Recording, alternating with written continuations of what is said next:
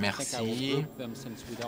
Nous allons prendre quelques questions du public. S'il vous plaît, le micro. Hervé Mariton, French MP, two remarks and questions. Hervé Mariton, membre du Parlement de l'Assemblée nationale. Tout d'abord, ma question, lorsque vous avez dit qu'il serait une bonne idée d'avoir une élection directe d'un président ou de son Parlement avec une liste qui comprend tous les pays, ça aurait pu fonctionner jusque hier. Mais avec ce que M. David Levitt vient de dire, ce sera difficile d'avoir le Royaume-Uni à bord. Étant donné que des points importants qui nécessitent une légitimité politique sera traité par 17 à 26. Il y aura une vraie difficulté à avoir un progrès en la matière et je pense qu'il sera là une vraie difficulté et que tout progrès politique sera handicapé et ralenti à cause de ce processus.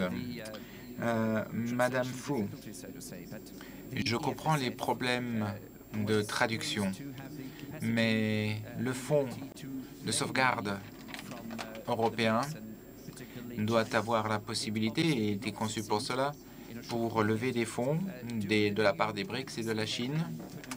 Est-ce que les nouveaux mécanismes mis en place ces derniers jours permettent-ils de penser que ce nouveau mécanisme sera davantage rempli et couronné de succès que les anciens?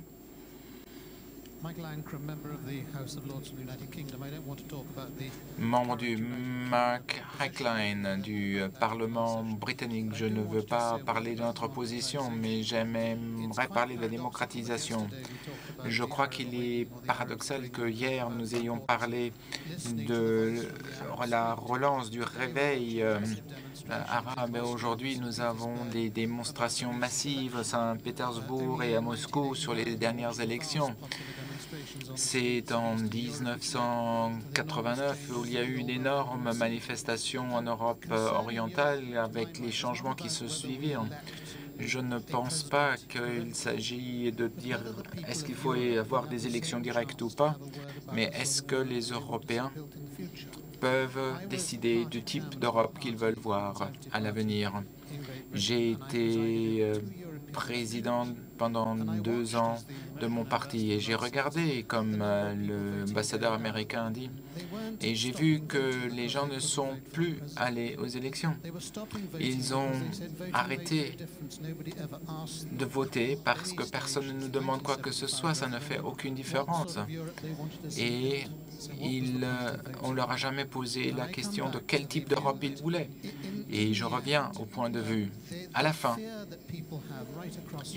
la peur des personnes en Europe, c'est maintenant un jeu de la classe politique et non pas des électeurs. Et lorsqu'une division se fait, alors nous créons une fracture dangereuse. Cette fracture ne doit pas se faire dans un processus démocratique, mais comment est-ce qu'on peut vraiment impliquer les citoyens européens pour qu'ils puissent décider de leur avenir? Oui,